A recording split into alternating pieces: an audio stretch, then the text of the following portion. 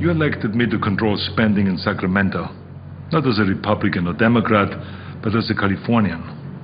At times it has proven to be a tough task, but now the stakes have never been higher.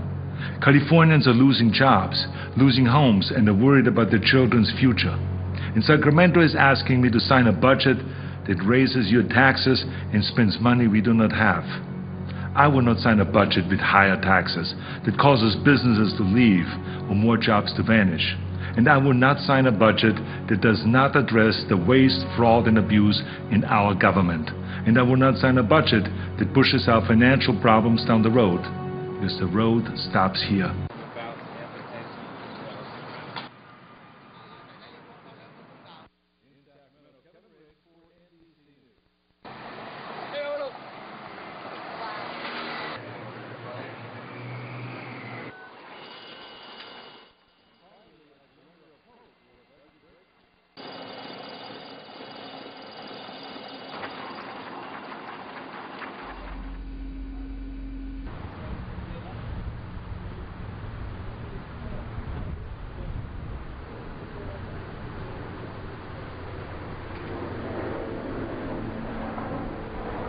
There's a lot of blame to go around. A lot of people have criticized Governor Schwarzenegger, justly, for not doing more to restrain the growth of state spending. So he has to take some responsibility for the problems he has right now.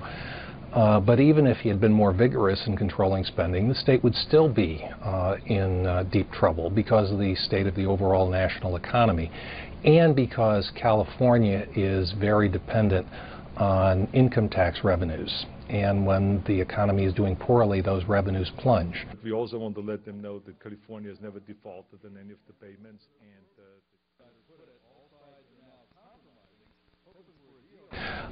The biggest implication is the state's bond rating. The state's bond rating is terrible, which makes it costlier for California to borrow money, which of course makes the problem even worse.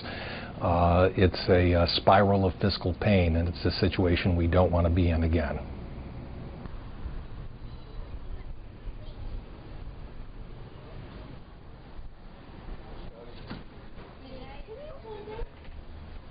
You know, I didn't vote for him. I'm not a Republican, but he's a businessman. He's a smart man. I think he has the best interests of this state at heart, but we're in trouble, and I think this has been coming for a long time, and it's rather like what's going on with the federal government. It's an ongoing process, and we hope and pray that things will get better.